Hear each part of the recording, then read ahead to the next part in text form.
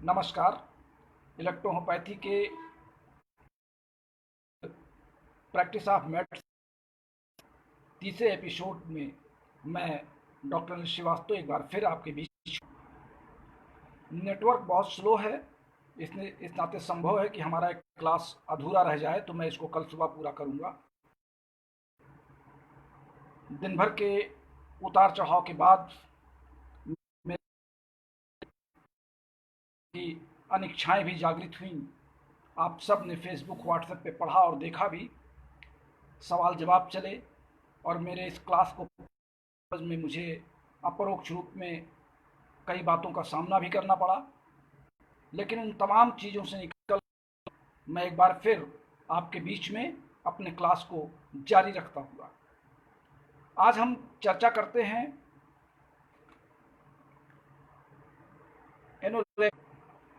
Anorexia और dyspepsia पर। ये दो सब डिजीज इलेक्ट्रोहोपैथी के क्षेत्र में हमारे पेट से संबंधित रोग हैं, हमारे भूख से संबंधित रोग हैं। एनोरेक्सिया, जिसे हम रुचि कह सकते हैं, भोजन के प्रति जाना, हमारे भोजन करने की एक निश्चित लिमिट जो हम दैनिक क्रियाकलापों के बाद, दिन भर शारीरिक करने के बाद जो भोजन नियमित रूप से हमारी एक खुराक है शरीर की, जब उससे हम कम भोजन ग्रहण कर रहे हैं, अंदर से हम भोजन लेने की हमारी इच्छा, तो उसे हम अरुचि या एनोरेक्सिया कहते हैं। इसमें कई कारण हो सकते हैं। आपके शरीर में आरबीसी,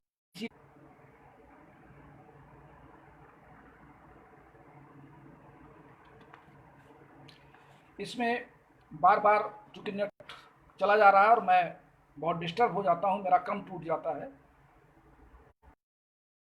या अरुचि में कई कारण होते हैं। कभी कभी तो हमारा एक क्रॉनिक कॉन्स्टिपेशन, लगातार हमारे पेट में कॉन्स्टिपेशन बना रहना, हमारे आहार नाल में तैलीय पदार्थों मेम्ब्रेन के ऊपर जमा हो जाना, हमने अपने लगातार भोजन में तैलीय पदार्थों का सेवन ज़्यादा किया हो, बाहर के जो आपके पैक्ड फूड आते हैं उनका सेवन ज़्यादा कर लेना, विभिन्न प्रकार के का सेवन ज़्यादा कर लेना। पैकेट फूड से मुझे याद आया, जो मार्केट में आपके विभिन्न प्रकार के पैक्ड फूड मिलते हैं, पैक्ड फूड में जिसमें आपका चिप्स होता है, कुरकुरे होते हैं, ये जिस आते हैं उस लिफाफे के अंदर एक गैस भरी जाती है, जिससे उनकी जो वो खराब होने की जाती है। वो उस पैकेट में जो अंदर एल्युमिनियम की परत की झिल्ली होती है, जो आप विभिन्न प्रकार की कंपनियों पैकेट में देखते हैं, और वो गैस जो भरी होती है वो उसको खराब होने से बचाती है, उस पदार्थ को, जो हमारा खाद्य पदार्थ होता है उस पैकेट में, उसको खराब होने से बचाती है। तो जब हम किसी पैक्ड खाद्य पदार्थ को लेते हैं तो हम करना ये चाहिए कि पहले उसको फाड़ दें। फाड़ने के बाद उसमें से गैस 5 मिनट 10 मिनट तक आराम से निकल जाए और वो वस्तु उसमें ठंडी हो जाए और एटमॉस्फेयर के टेम्परेचर पर उसके पैकेट के फटने के बाद वो आ जाए। हमें उसका सेवन तभी करना चाहिए। आमतौर से हम दुकान पर पैकेट लेते हैं चिप्स का और फाड़े और खाना शुरू कर दिए। ये खाने का जो तरीका है, ये हमारे आहार नाल, एलिमेंट्री कैनाल में अंदर जा कर के म्यूकस में जो गैस उसमें भरी होती है, वो गैस उस फूड पार्टिकल में भी एब्जॉर्ब हो जाती है, तो उसको निकलने के लिए कुछ समय चाहिए। लेकिन हम तुरंत उसका सेवन करना शुरू कर देते तो उससे हमारे गले में जलन होती है, भूख की अनिच्छा हो जाती है, पेट में हमको लगता है कि कुछ फंसा हुआ है। हमारे यहाँ जो कार्डियम के ऊपर, हमारे कार्डियक पार्ट के पास, जहाँ पे हम अपना डायफ्राम चेक करते हैं, डायफ्राम के नीचे हमारा जो स्टमक का पार्ट, पैंक्रियाज और लीवर का जंक्शन होता है, उस स्थान पर हमको अजीब सी जलन और उलझन होती है, जी मचलाता है, गले में लगता है कुछ फंसा हुआ है, गैस का गोला फंसा हुआ है, लगता है हमको गैस ऊपर भाग रही है, और इससे हमारे भोजन करने की अरुचि आ जाती है। भोजन में अरुचि और कारण से भी हो सकता है, कुछ मानसिक तनाव हो सकता है। मानसिक तनाव, जैसा कि हमने आपसे कहा है कि मानसिक शब्द एक इतना विकट शब्द है। अभी हमारे एक साथी ने हमसे दिन में सवाल किया था कि उनकी माताजी कुछ मानसिक रोगी हैं और क्या इलेक्ट्रोहोम्योपैथी में मानसिक रोग की दवा है। मैं इस पर कल चर्चा करूंगा, क्योंकि मानसिक शब्द हर रोग से संबंधित है। हमारे शरीर में कोई भी रोग हो जाए, हमारा मानसिक तौर पे हम अपने आप को असामान्य पाते हैं, और मानसिक तौर पर जब हम असामान्य हो जाते हैं तो हमारे शरीर के ब्लड और लिम्फ की सारी गतिविधियां पूरे बॉडी में, हर टिश्यू फ्लूइड के फंक्शन में एबनॉर्मलिटी आ जाती है, और उस एबनॉर्मलिटी के आने से हमारे पाचन क्रिया पर एक प्रभाव पड़ता है। यानी हमारी पाचन दुरुस्त नहीं रह पाती है, और पाचन क्रिया जब दुरुस्त नहीं होती है, हम जो कुछ खाते हैं जब वही नहीं समय से पचता है, तो ऊपर से नए भोज्य पदार्थों की मांग हमारा मस्तिष्क नहीं कर पाता। भूख और ये एक अनैच्छिक क्रिया है, हमारी इच्छाओं पर निर्भर नहीं है। और ये भूख और प्यास हमको तब महसूस होती है, प्यास हमें तब महसूस होती है जब ब्लड अपना सर्कुलेशन करते करते थक जाता है और ब्लड का सारा पानी छन करके यूरिन में, किडनी से यूरिन में चला जाता है, तो ब्लड का कंसंट्रेशन बढ़ने लगता है, और ब्लड का कंसंट्रेशन बढ़ने से फिर वो हमारे के सैलिवरी ग्लैंड के आसपास आकर के वो प्रतिक्रियाएं आती हैं, जहां से हमारे मस्तिष्क को संदेश दिया जाता है कि हमको जो है जल की आवश्यकता है। हमारे जीव की तंत्रिकाओं को प्रेरित करता है और जीव प्यास की अनुभूति करती हैं, जिससे हमको पानी पीने के लिए एक डिमांड करनी पड़ती है। ठीक उसी तरीके से भूख भी हमारे मानसिक तौर पर, हम अगर स्वस्थ नहीं है तो हमको कितनों अच्छा हमारा पेट खाली हो, लेकिन अगर हम मानसिक रूप से स्वस्थ नहीं है तो हमको भूख नहीं लगेगी। पागल व्यक्ति जो सड़क पर चलता रहता है, उसके सामने भोजन रख दिए तो खा लेगा, लेकिन उसको भोजन की अनुभूति नहीं होती, क्योंकि उसका मानसिक तौर पर वो सोचने समझने के लिए बाध्य नहीं हो पाता। ऐसी दशा में आप कितने भी अच्छे प्रकार के भोजन आपके आसपास रखे हों, लेकिन अगर आपका मन और आपकी अंतर सकते हैं, अगर वो नहीं मांग रहा तो आपकी अरुचि पैदा हो जाएगी। तो अरुचि के कारण आपके ब्लड और लिम्फ का डिस्टर्बेंस होगा, रक्त का संचालन ही नहीं होगा, हीमोग्लोबिन का परसेंटेज गिरता जाएगा, हीमोग्लोबिन होता जाएगा। हीमोग्लोबिन के कम होने का तात्पर्य है कि ऑक्सीजन की सप्लाई ऑक्सी हीमोग्लोबिन में भी कम होती जाएगी, क्योंकि ऑक्सीजन हीमोग्लोबिन से मिलकर ऑक्सी हीमोग्लोबिन में परिवर्तित हो जाता है और वो आगे एनर्जी के रूप में इन्वॉल्व होता है। तो ऐसी दशा में जब हमारे शरीर में हीमोग्लोबिन की कमी हो जाएगी तो स्वाभाविक है कि हमारी पाचन क्रिया भी प्रभावित होगी, और हम पाचन क्रिया जब प्रभावित होगी तो हमारी भूख प्रभावित होगी। और ऐसी दशा में इलेक्ट्रोहोम्योपैथी में हम, अब हमारे साथ सामने समस्या ये आती है कि रोगी आके कह रहा है कि सर हमको अपच हो गई है, भोजन में इच्छा नहीं हो रही खाने की,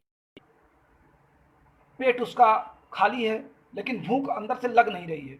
तो ऐसी दशा में हमको अपने डाइजेस्टिव सिस्टम, जो हमने होम्योपैथी में जिस चार्ट पर इतना विवाद हुआ, और मैं आपको बता दूं कि उन्होंने एक जो हमसे बहुत ग्रुप में लिखा भी कि लोग अनाप शनाप का पढ़ाते हैं, जिनको एनाटॉमी और तमीज़ नहीं है, एनाटॉमी और फिजियोलॉजी का सही ज्ञान नहीं है, वो विभिन्न अंगों को विभिन्न सिस्टमों में बता देते हैं।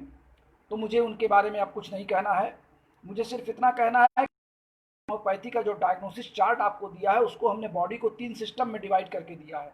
हमने उसको एनाटॉमी पढ़ाई है, ना फिजियोलॉजी पढ़ाई है, और ना ही मैंने उसको विकृत रूप में प्रस्तुत किया है। मैंने वो रूप प्रस्तुत किया जिससे एक चिकित्सक किसी रोगी की चिकित्सा को आसानी से सुलभ कर सके। इसलिए मैंने आपको ऑर्गन वाइज मेडिसिन चार्ट भी, मैंने अपने पास कुछ नहीं रखा है।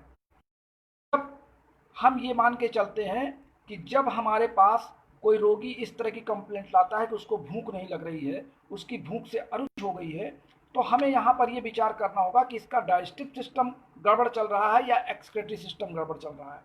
अब मैं डाइजेस्टिव लंग्स को क्यों रखा, ये यहीं पर उसकी जरूरत पड़ गई। लंग्स हमारा ऑक्सीजन को आगे ले जाकर के एनर्जी के रूप में प्रोवाइड करता है। जब हीमोग्लोबिन का ब्लड में गिर जाएगा तो लंग्स में भरा हुआ जो ऑक्सीजन है वो उतनी आसानी से हीमोग्लोबिन में नहीं जा पाएगा, यानी कोशिकाओं को स्वस्थ ऊर्जा तक नहीं मिलेगी। तब तक हमारे सारे अंग, जब ब्लड स्वस्थ होता है तो वही ब्लड हमारे एलिमेंट्री कैनाल में कैपिलरीज के माध्यम से भेजा जाता है, वही ब्लड हमारे स्टमक को कवर करता है, वही ब्लड हमारे लीवर को कवर करता है, वही ब्लड हमारी मांसपेशियों को कवर, वही ब्लड हमारे म्यूकस मेम्ब्रेन के आसपास दौड़ता है। तो जब ब्लड में हीमोग्लोबिन की मात्रा कम हो जाएगी तो ऑक्सीजन की सप्लाई अपने आप कम हो जाएगी। इसी दशा में हम फिर एक बार इस बात को मान सकते हैं कि हमने लंग्स को इसीलिए डाइजेस्टिव सिस्टम के साथ उसको जोड़ दिया कि जब हमको एलिमेंट्री कैनाल को मजबूत करने की जरूरत पड़ेगी तो हमको ऑक्सीजन की सप्लाई भी तेज करनी पड़ेगी, और ऐसी दशा में हमको ऑक्सीजन करने के लिए P1 का चुनाव करना पड़ जाएगा। तो जब भोजन की अरुचि हो जाएगी तो भोजन की अरुचि को रुचि में बदलने के लिए हमको डाइजेस्टिव सिस्टम को इंक्रीज करना पड़ेगा। तो यहाँ पर हम आंख मूंद करके CNS की मेडिसिन यानी जो हमने 3 नंबर की मेडिसिन बताई थी और डाइजेस्टिव सिस्टम की मेडिसिन यानी L2, ये दो मेडिसिन यानी L2 प्लस CNS की मेडिसिन, तो 6 मेडिसिन आपकी उसमें है और 3 मेडिसिन इसमें है, जिनमें से 2 मेडिसिन दोनों में कॉमन है। जब हम एक कंपाउंड मेडिसिन के रूप में उसका प्रयोग करते हैं तो उनकी मात्रा घट जाती है और टोटल मात्रा उनकी फिर इक्वल हो जाती है।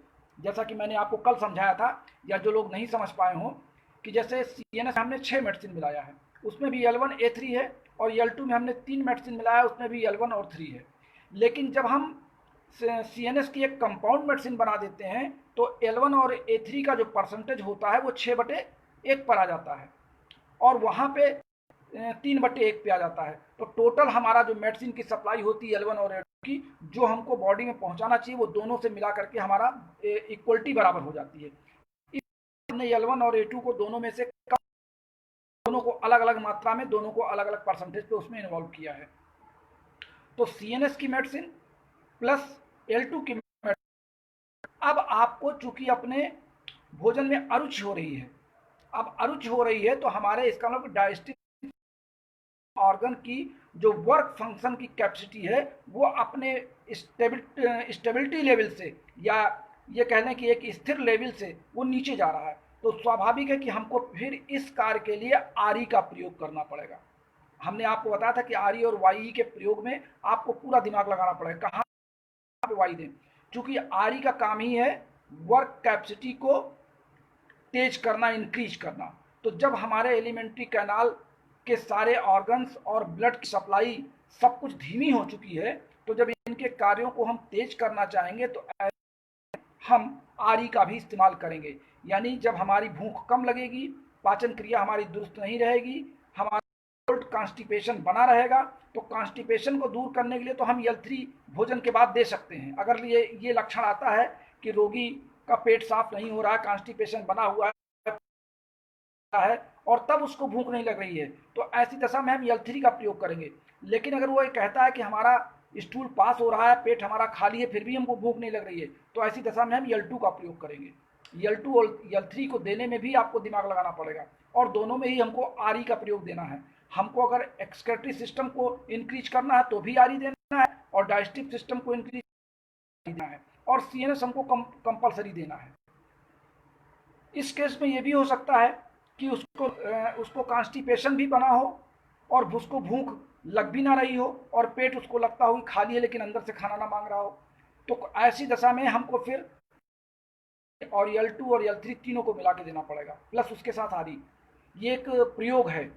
आमतौर से अगर स्वस्थ व्यक्ति है और केवल उसको भूख न लगने की प्रॉब्लम है, काम कर रहा है, लैट्रिन खराब लग रही है, प्यास उसको अच्छी लग रही है, और जो खाता है वो पच जाता है, लेकिन अपने औसत मात्रा से कम, हम C8/2 का इस्तेमाल करते हैं। C8/2, चूंकि C8 में आपकी 3 मेडिसिन मिली होती हैं, C10, S2 और F1।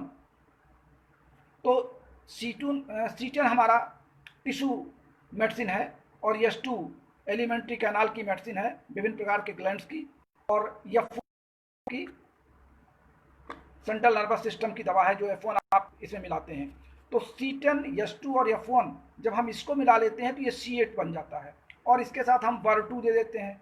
Bar2 हमारे एलिमेंट्री कैनाल में कोई इन्फेक्शन होगा, क्रॉनिक इन्फेक्शन होगा, तो उससे हम उसको लग्जेटिव बनाएंगे और हमारे पेट की गतिविधियों को हम कैच कर लेंगे और भूख का लगना बढ़ जाएगा। यानी अगर केवल भूख नहीं लग रही है, या आप अन्य दवाएं कर सर हमको भूख थोड़ी कम लग रही है, तो आपको केवल दे देंगे तो भी आपका काम चल जाएगा।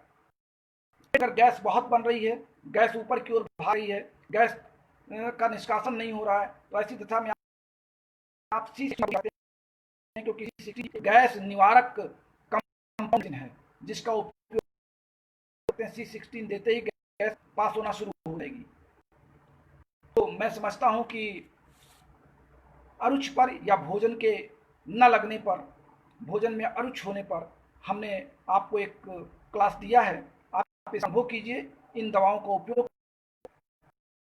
उन लोगों के सवाल जवाब में अपना समय बर्बाद मत कीजिए। आप हमको सलाह देते हैं कि सर आप सामान्य तौर पर सामान्य रहें और आपके क्लास को रोकने की कुछ गतिविधियां, सुनियोजित गतिविधियां चल रही कि जिससे आप डिस्टर्ब हो जाए और क्लास को बंद कर दें, तो आप हमें सलाह दे रहे हैं।